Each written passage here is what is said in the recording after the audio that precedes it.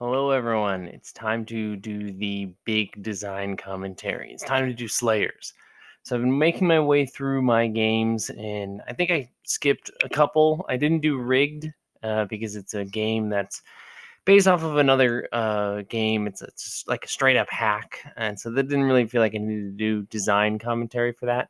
And I didn't do Seasons yet, but I do intend on going back and doing Seasons. But Slayers, I mean, that's my big one. That's the one that hit Kickstarter earlier this summer. It blew up way bigger than I thought it was going to. So I think it's about time that I talk about it in terms of how the design came about. I've talked about it with a few folks on shows like with Nevin Holmes and a few other people who I've interviewed with. But this will be a chance for me to just sort of sit down and brew on the stuff on the page and just talk about the whole experience designing it. It might also be a two-parter. We'll see. I'll talk for a while, and then if I look down at my clock and it's been like an hour, I might stop it, depending on how far we are. So just sit down, grab a nice cup of tea or something, and enjoy. Let's just start with the cover. The cover of Slayers. First of all, the logo is by Jordan Davenport. He's a friend of mine, a designer out of Chicago. He does board games and card games, and he's a fantastic graphic designer. And Jordan actually did, this is the second iteration of the logo. The old one was much more gothic looking. This is kind of a cooler, more modern looking logo, I would say, because the original logo that he had, the gothic one, fit the vibe that the game was described as, but it didn't fit the character art that I got. So when I got my character art, I loved the art, but it was more colorful. It was brighter than the game was sort of written up as, and so Jordan redid the logo to sort of fit the style of the character art, and I'm a huge fan of it. Let's talk about the cover art itself, though.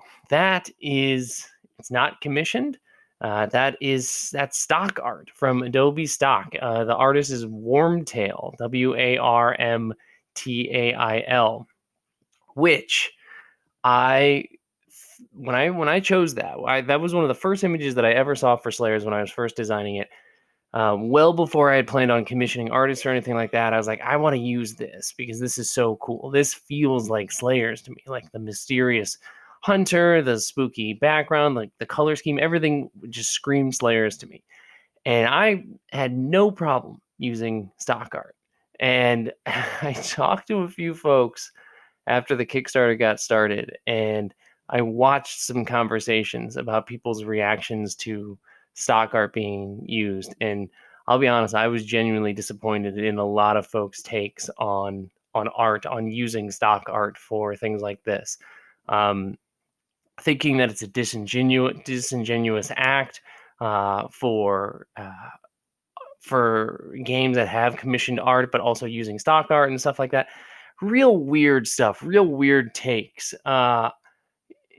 And so I stuck to it. I think the art is awesome. I think it fits Slayers perfectly, and I don't regret it. I don't regret using it. And Yonder, which was on Kickstarter just a couple months ago, has a bunch of art from Warmtail.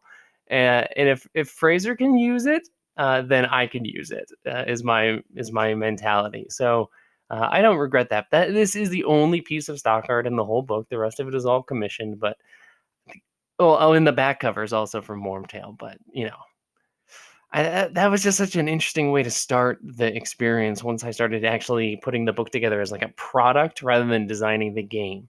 Um, here's a piece of commissioned art from Madeline Ember.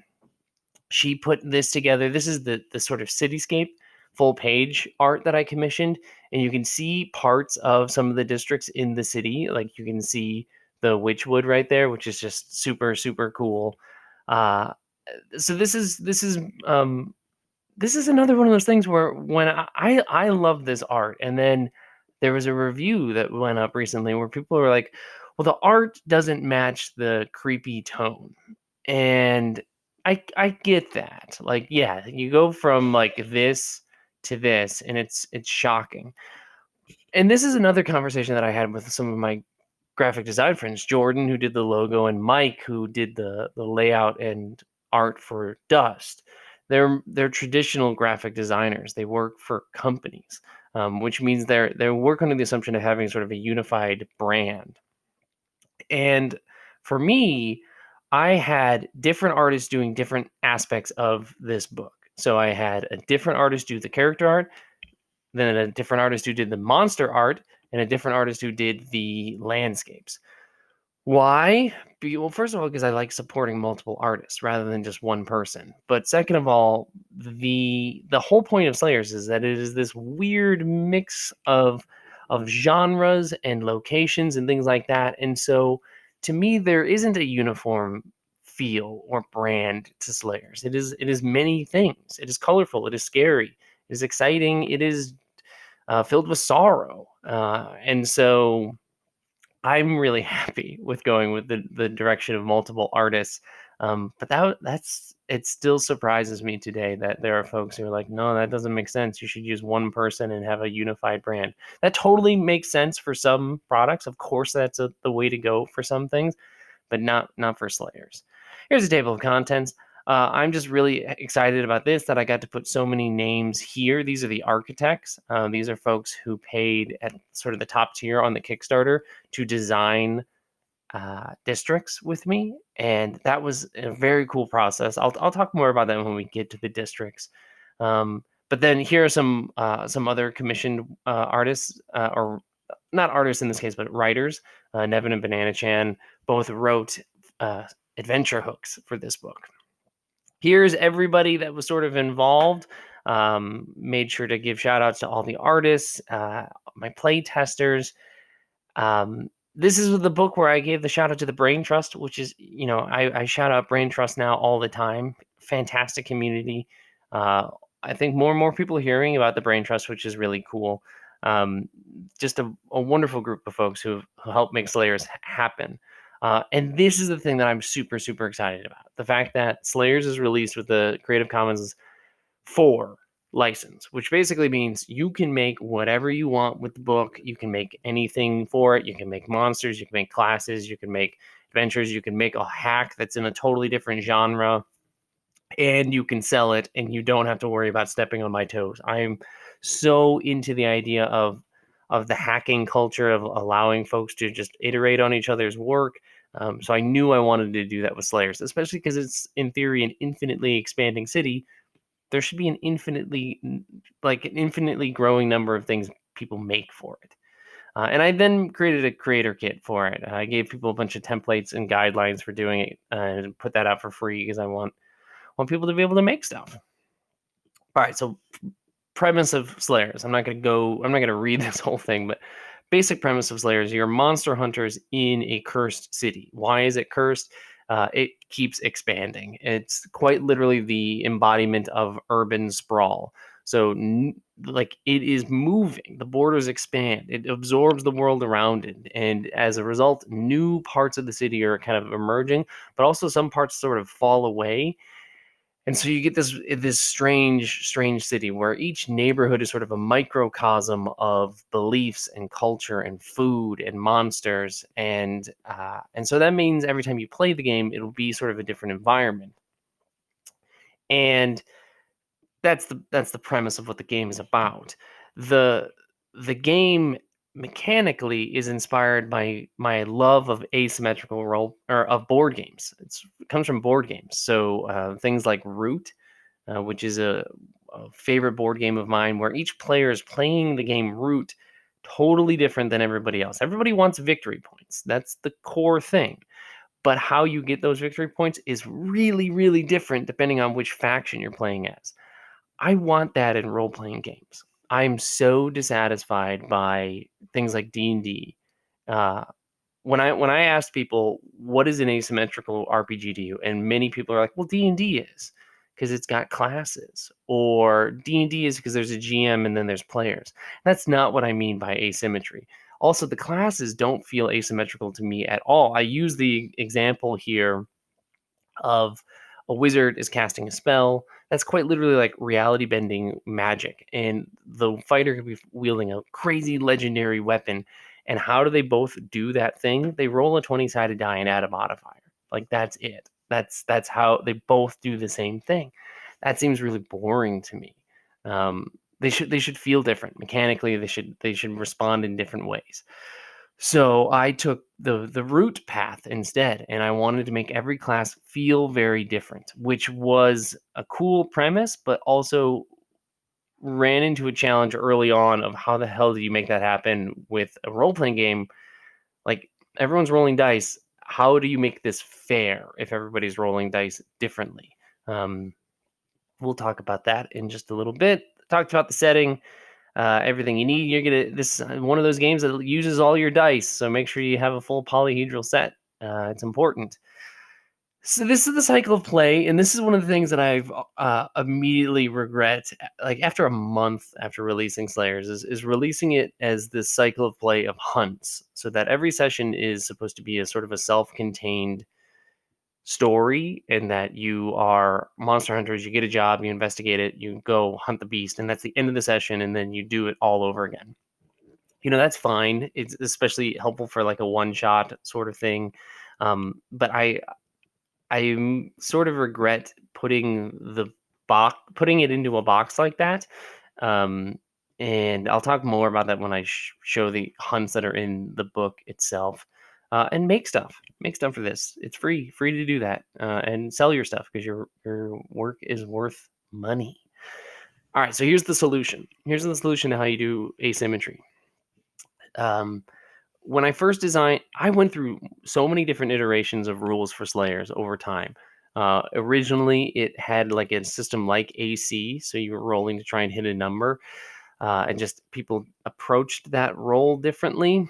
But that was really hard to kind of balance different ACs depending on different dice rolling mechanics. Then the next iteration was your AC was just equal to your initiative score. So I considered initiative score sort of your combat readiness. The higher your readiness, the harder you were to hit. Um, and that kind of worked.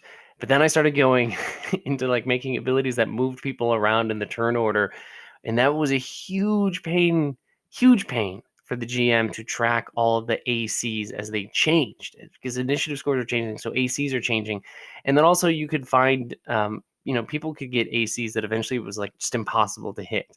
If a monster's rolling a d6 to hit, and the blade has a AC of 7 or 8 or 9 because of how fast they are, the blade just can't be hurt, and so so that was problematic. And so it all came down to this thing, the rule of 4, which is, okay, everyone's going to be rolling dice differently, so we just need a gold standard for success no matter how you roll, and that's what the rule of 4 is. So no matter what size the die is, no matter how many you're rolling, anytime a die is 4 or greater, that's a hit, aka a success, aka it does the thing. Whatever you were trying to do with that die, it has happened. And as a result, now everybody could roll dice in their own weird, wacky way, and it didn't matter how they were doing it. It didn't matter if they had different sized dice, because 4 plus was the thing. Now, obviously, different sized dice are going to hit 4 plus at different ratios, but that was something to play with rather than being something to be worried about. You do it when it matters. That common rule of do this when it matters.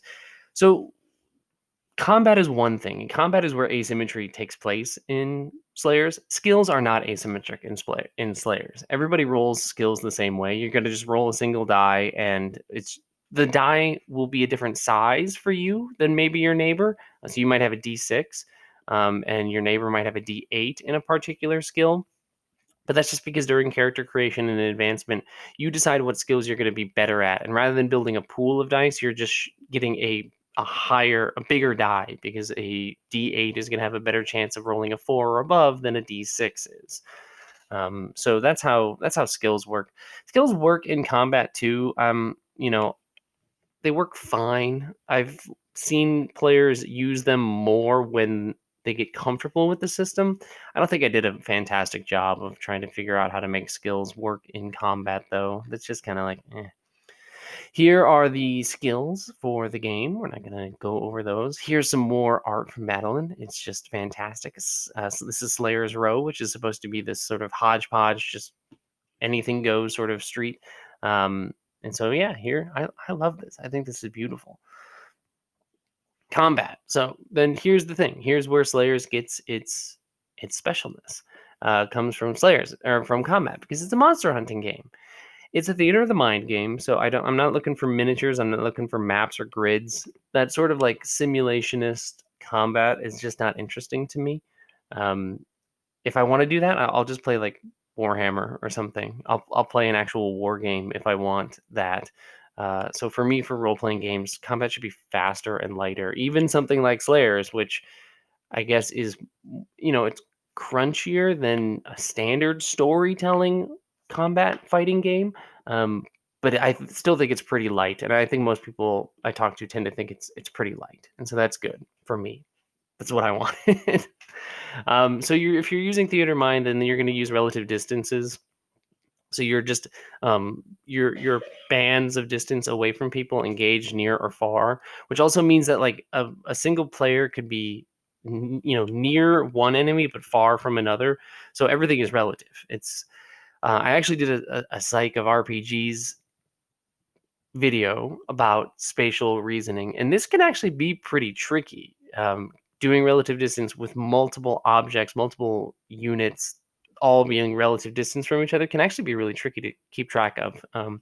So it's up to the table to make sure that they're kind of keeping one another up to date. This does have a turn order system, so this isn't a go when the fiction makes sense. You go when it's your turn. And so I wanted to, when I was figuring out what people could do, obviously they could do the thing that made their class unique. And I hadn't had a name for that yet, but I knew there was going to be at least like one or two things that made each class special. So that was going to be one of the actions you could do, or two.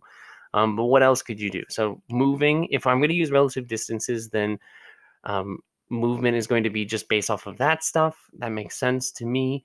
And then attack and quick actions are ultimately the names that I gave for the stuff that is unique to the classes. So everybody has their own unique attack, way of attacking, and everybody has their own unique quick action. And then there's skills, which, like I said before, skills, you roll them the same way in combat as you would outside, and it's very loose in terms of what I tell you to do with skills. I encourage you to give sort of advantages, either like fictional or narrative advantages that weren't there before. I also encourage you to get like actual advantages, like an advantage roll based off of using skills. And I think once players figure that out, they use them more often, or a good GM who's got a lot of situational stuff going on, so that it doesn't just become you roll attack and then you roll attack. The point of using the skills is to shake it up so that it's not just a hit point fight where you're just whittling down each other with attacks until somebody dies. So the skill was there included to try and shake that up, and I think that just comes with comfort with the system. Advantage and disadvantage with this is I kept it simple, and I just said you re-roll everything if you get an advantage, and you keep the highest result, and disadvantage you roll everything twice and you keep the lowest. I had to do it this way because everybody rolls dice differently, and so rather than coming up with individual rules for advantage and disadvantage for each class, that's just the way that it works. If your class is only rolling one die, then it keeps it easy. If you're rolling 4 dice at once, like the gunslinger, you're rolling all 4 twice and keeping the higher results or the lower results. But that just keeps it cleaner, faster that way. Slayers is a lethal game. The players start with a pretty low number of hit points, and you die relatively easily. And I didn't write rules for I didn't write a section like saying don't do player death unless you don't want to die or anything like that. Partly because I think tables know to do that. They don't need me telling them that. But also I think character death needs to happen in Slayers. You're monster hunters. This is a wildly dangerous job. You're probably gonna die. The monsters have no intention of being nice to you. The world is not nice to you, and so you're probably gonna die. And that's part of it. And so that's why if you ever make it to 0 HP, you got one shot. One person can try and stabilize you either with like a spell if you got an Arcanist, or a mend roll, which is a skill roll. Um, if you in fiction went and got like a healing salve or something like that at a shop, then you've got that. But there's no mechanical way of manifesting that. So it really is just like you got one chance, and if you don't stabilize, you're dead. And I like that. I like that part of the game that I went with that direction. Speaking of stuff, what I don't like is shopping in role playing games. I don't like shopping sessions. It's not fun to me. Um, and Slayers, technically, they're monster hunters, so they're getting paid. In theory, they're getting some sort of currency. None of that is tracked. No currency, nothing like that. You have a roll. You have streets, which is a skill that you can roll if it's really unclear whether or not the Slayers can afford something. But I want it mostly hand waved. I want it mostly just kind of done through role play, and then we move on. There's no better weapons. You're not getting a +1 sword or anything like that. You have what you have. You get more powerful through the advances of the characters rather than the just buying more gear or getting the legendary loot. Boy, look at this art. This is the Witchwood. This is probably my favorite thing that Madeline did. It's gorgeous. Love that. So how do you make a character? How do you make a Slayer in this game? You choose a class. The game came with 4 core classes. I had 5 when I first sort of created it, but the 5th class was so based off of one of my previous rule iterations that I was just really, really struggling to figure out how to make it work in this format.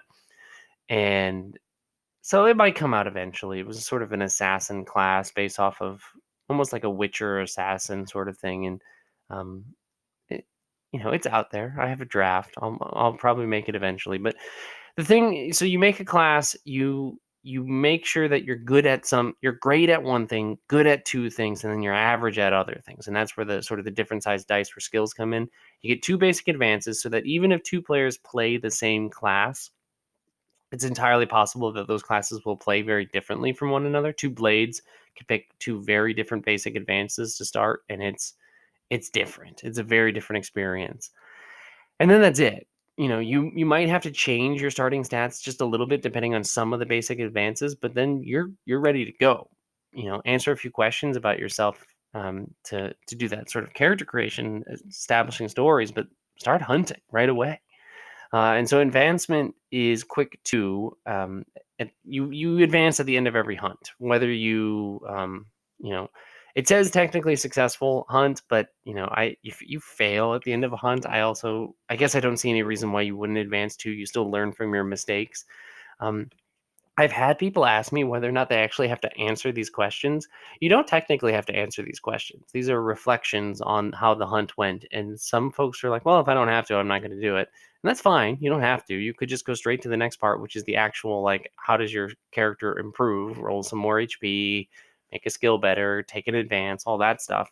Um, but I think this is the cool stuff. I like this stuff. I like the talking about talking about the session, and doing a recap in character can be really satisfying, I think. Let's talk about these classes then, how they came to be. The Blade is the first class. First class listed, and it's the first class that I created, pretty sure. Um, so the Blade and the Gunslinger were the first 2 classes, and they came from 2 different games. So Slayers as a whole was created because I had multiple RPG projects that I was working on at the same time, and I wasn't moving fast enough on any of them. I wasn't getting anywhere with them, and I thought, let me just smash them together. Even though they're totally different rule sets, can I just smash them together? So the Blade was based off of me trying to make a sort of um, like a Street Fighter, Mortal Kombat fighter game, because I used to do card game and board game design.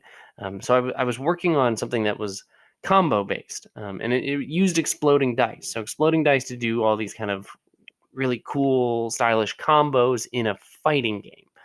And so that was a kind of an easy translation to get into the Blade when I finally figured out what the setting for Slayers was, because I didn't know what it was at first. I didn't land on spooky monster hunting industrial era setting for a little while. Um, the Blade was kind of an obvious thing, and it comes straight up from my love of Dante from Devil May Cry, and I think that's pretty obvious from like the combo being this stylish thing, and the stances. That's a big part of Devil May Cry is Dante like shifting stances to fight more effectively in certain things and situations. So that's where the Blade comes from a fighting game that I was making, and my love of Devil May Cry. All the classes have 12 advances, and they are spread out between basic and expert advances. You can't take any of these expert advances, which are like the really cool, powerful ones, until you've got 5 of these. You start with 2, so you really only need to do 3 more hunts before you're considered an expert.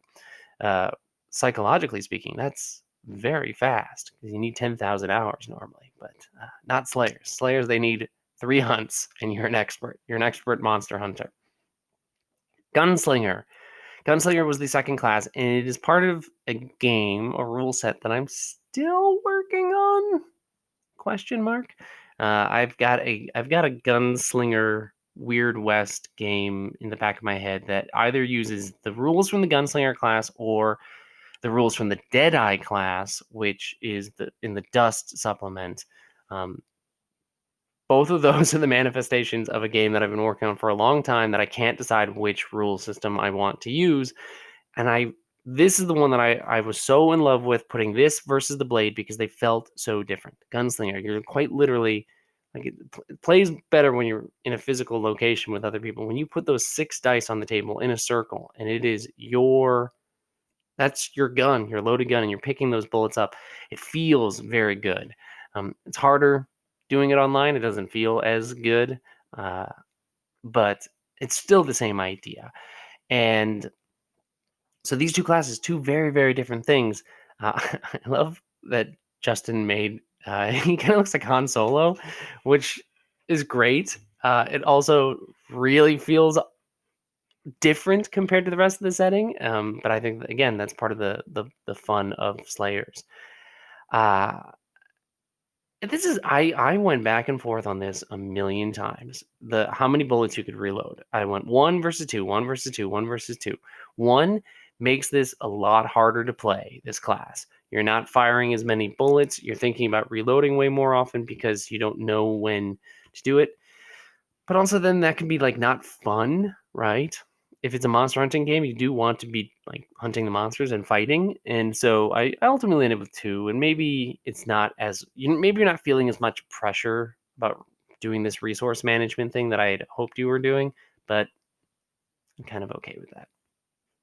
I am in love with this idea of hammering in runes for the gunslinger, because that's their thing. Like they don't have like a bunch of variety in the advances. The variety comes from crafting your gun. So you play very differently, and again, 2 gunslingers are going to have a very different experience how they craft their gun, how they put runes into the gun itself, which runes they choose. You could go sort of a very more control approach, right? If you're taking things like tar or snare, right? Blast, you're kind of keeping control of the fight, or you're going way more lethal, right? You go with like accurized rounds or hollow point and stuff like that, and you just want to put something down. Very different approaches to playing the same class.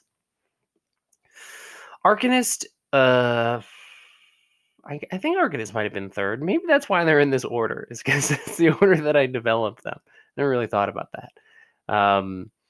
Arcanist is the ability itself, the rule itself of the Arcanist is the push your luck mechanic. So we've got exploding dice, resource management, and then sort of push your luck, because the Arcanist is just sort of like consistent in their ability to cast spells and be effective, but you can, as you do that, you are being filled with corruption, and you can make yourself get filled with even more corruption, but you can also then make yourself extremely powerful. So normally you're only rolling 1 die, but you can just start filling up your your fistful of dice as you take on these boost dice that essentially make you more powerful. And now you're throwing dice, bigger dice, and you're hitting really strong. And the spells themselves of the Arcanist are actually, this is the thing that I came up with last as a function of the Arcanist, is that they had a boosted effect and an advance effect. So the boost ability used to just be you rolled another die and you had a better chance at succeeding, but not actually, it didn't make it any better. So the boosted effect not only increases your chances of succeeding on your roll, but it also makes the spell way more powerful. So now that's why you're pushing your luck, because there's a much more, there's actually an incentive to do so. And then the advance is the thing that makes it so that two Arcanists in the same group are going to be very different, because not only do they have different starting spells and decide which spells to ultimately learn, you can't learn all the spells with the advances that you have. So they're going to be different based off of that. But then on top of that, one Arcanist could just take their starting spells and then focus on advancing them. And so they just know those like 3 spells, but they're really, really good at casting those 3 spells. And then another Arcanist could advance none of their spells, but all their advances are about taking new spells. And that one, they're sort of a jack of all trades, right? So I really like this idea of giving the spellcaster the ability to decide. Not only do they want to learn more spells, but rather than like actively just learning more spells every time you advance, you can decide, no, I'd actually just rather get good at the spells that I already know. I think that's neat. Tactician. Tactician was one that I came up with, and this one functioned really well with the previous rule set with the AC, especially like the variable AC with initiative and stuff like that. Because originally you rolled a pool of dice, and the dice weren't you didn't swap them out like you do with the current tactician. You would add and subtract. So that's how you could hit the ACs that were impossible to hit, or you could prevent yourself from getting hit based off of by adding and subtracting from the strategy pool. So it was the same concept, but rather than swapping, it was a little bit more math. Um, and the tactician is the only class that has this passive action, but that should then kind of clue designers into this idea of, oh wait, they're all different, but this one's different in a different way.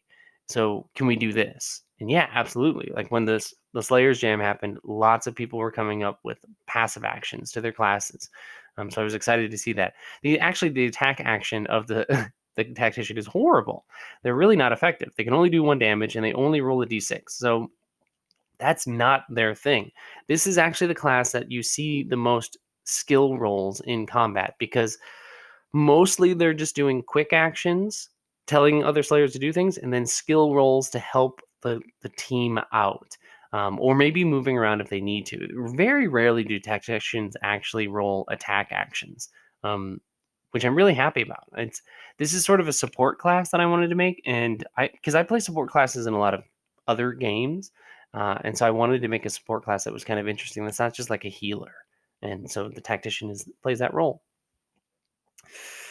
The city as a concept, where it uh, came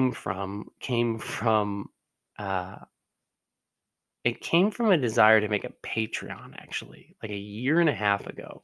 I wanted to make stuff regularly, and I wanted to have an incentive for doing so, and I needed like a system. So a Patreon where you're releasing something once a month, that incentivizes me to create regularly.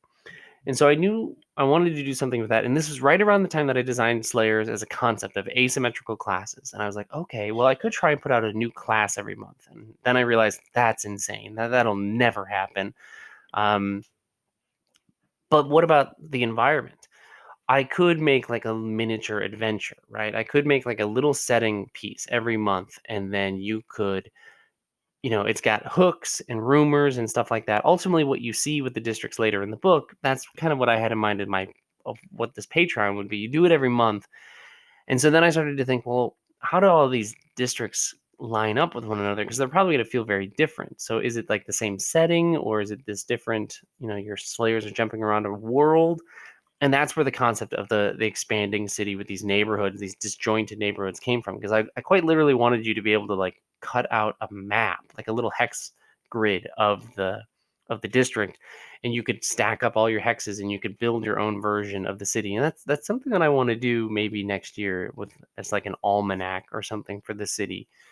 With rules on how to do that and a huge book full of districts and things like that. But we'll see about that. But that's where this concept of the city getting bigger comes from. Here's some theories on it. That's just me being super inspired by Grant Howard and Chris Taylor, who wrote Spire and Heart, who always give like wacky theories about why the heart or spire exists.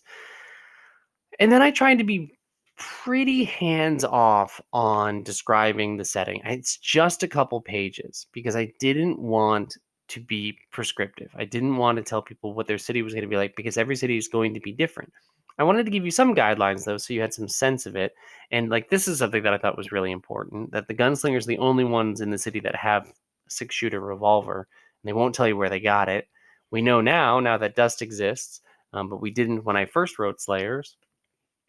And then it's exactly like this. It's hard to describe things in the city because it's different. It's different depending on which district you're in. Your interpretation of the same district as me is going to be different. Your Witchwood is going to be different than my Witchwood. Um, so as a result, like there's not a set of factions that I can write up. I put a few in there just so that for adventure writing and things like that, there would be some touchstones that we could count on that I could use to create some cohesion. Because without any of this, it feels there's not a lot of cohesion. And I've seen people sort of complain about this. They're not happy that there's not a lot here for the setting. And I get that. I get that if you're used to getting books that have tons and tons of setting material, and then you get this, and it says, I don't know, make it up. You might frown at that. I actually really like this concept of the news, though. There are these printing hubs scattered around the city, and if you're near one of those, you get up to date news, recent news. But if you're far away, it's sort of like a ripple in a pond, and the further you away from these prints, the longer it takes for you to get the news, and the more likely that it's been corrupted. It's like playing a game of telephone, right? You're whispering a message along the way, and it's going to get messed up. I liked that idea a lot. Order, you've got the Inquisitors. That's a Warhammer 40K thing, pretty obviously. um, there's no like guard though, or city guard, because how do you have a police force for an infinite city? Also, I just didn't want to write about a police force. And then I give you actual rules for how to build this thing. And a lot of this comes from what I had intended with the Patreon and sort of my own way of designing things. Because when I first designed Slayers, I had a couple of districts in mind. They were going to be the sort of like starting points of like a Patreon or something like that. But I needed like a system. So these are actually just kind of this is sort of like a rewriting of my notes that I wrote for myself on how to make districts that I then just turned into rules for you, the reader, to use to make your own district. So these are guidelines that I kind of made for myself that I just then made public via the book.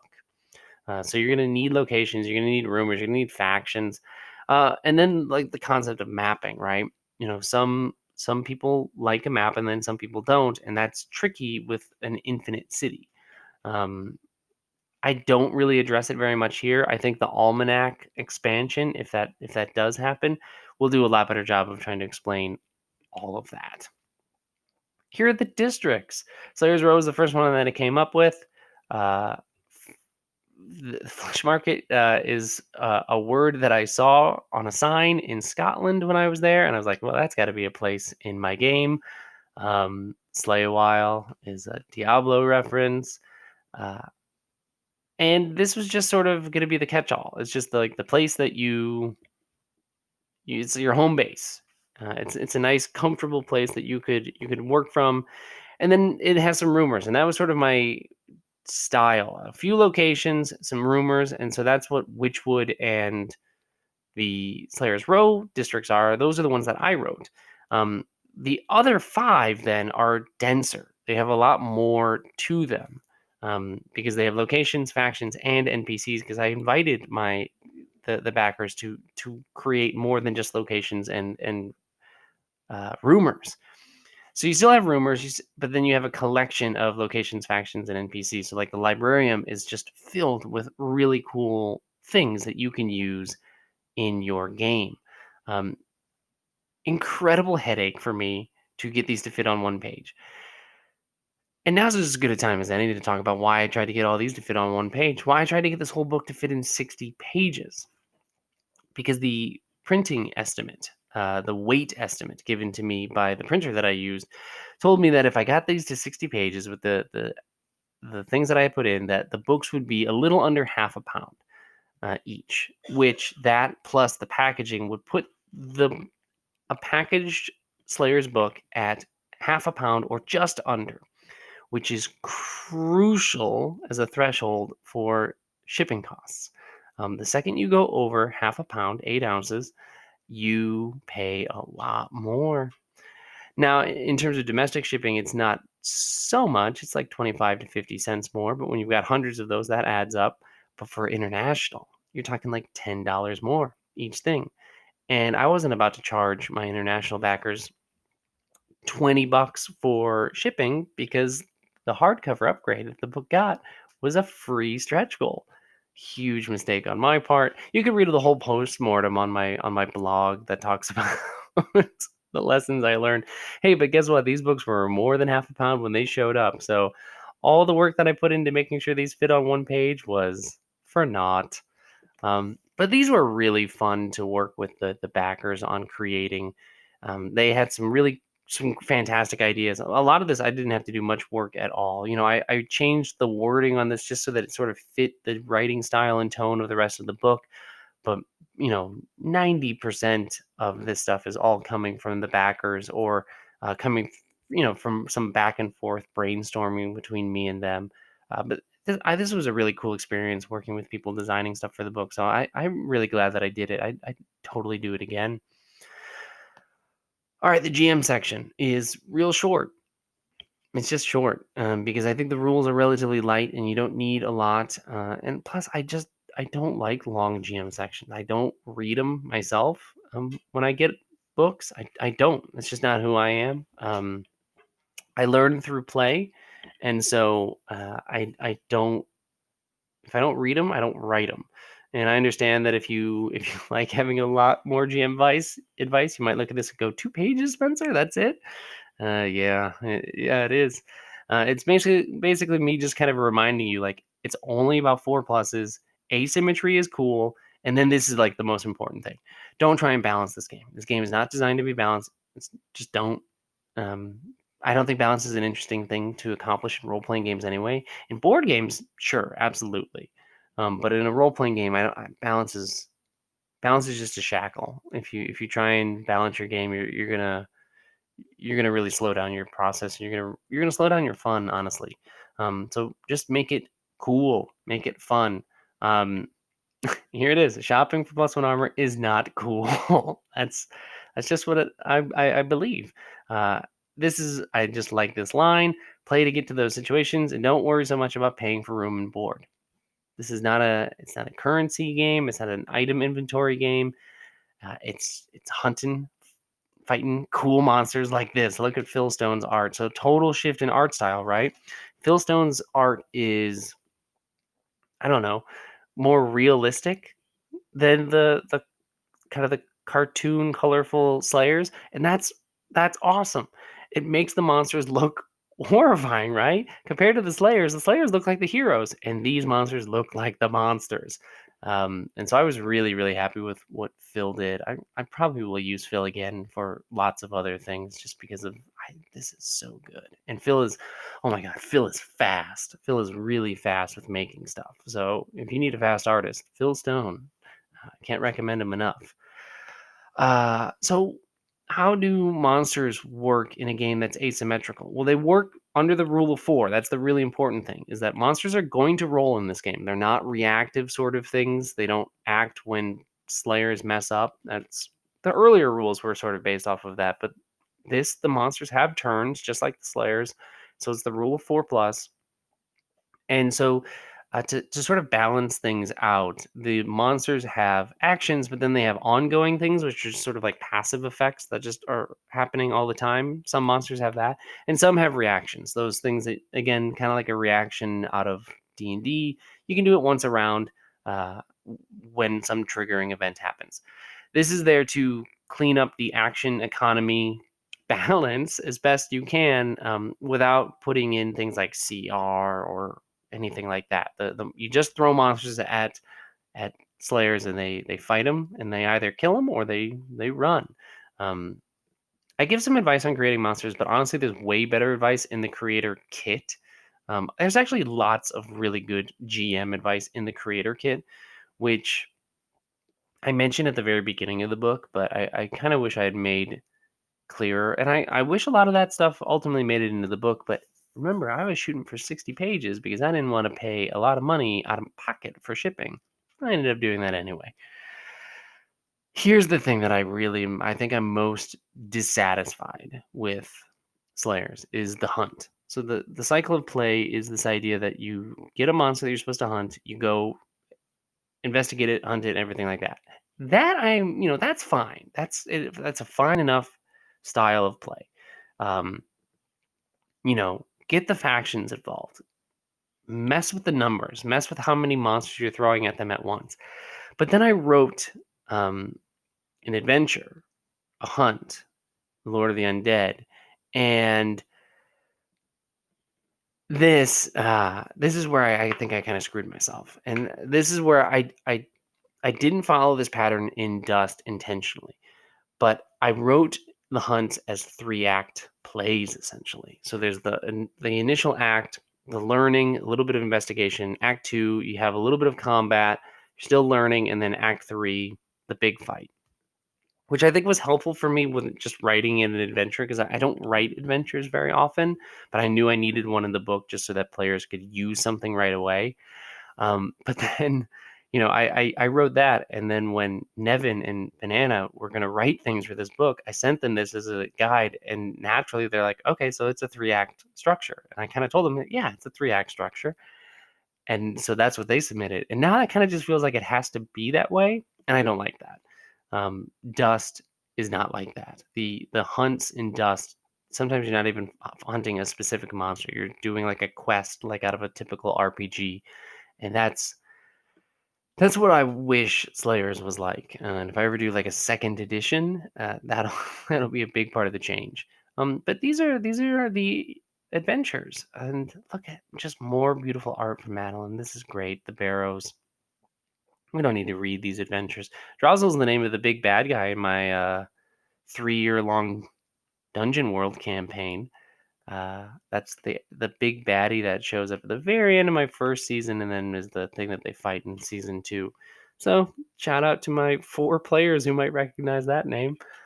And then this is what Nevin wrote. God, Nevin wrote so much more than this, and I wish it was all in here because it was really, really good. His adventure had this big back and forth between these factions and a lot going on. And again, time and space restrictions didn't include all of it, but I hope he releases it somewhere in its entirety because it was fantastic. Um, and he created a monster for it. He made a new monster, as well as the boss. There's always the boss monster. Oh, look at that cool raven fountain. Love ravens. Here's Banana Chan's adventure. Also fantastic. And this one, when she pitched the 2 ideas to me, this is the one that immediately had to go in because it was like Hollywood in Slayers. And I think that's just a really, really cool idea to take something very modern that we understand, show business, and turn it into a monster hunting adventure. Um, they did a fantastic job with it. I think it's just fantastic. Plus, it gave me an excuse to throw this Phil Stone art of a doctor in here because these things are terrifying. And I mean, look at this. This looks so different than all the other settings, right? All the things. But this place is in the middle of the city.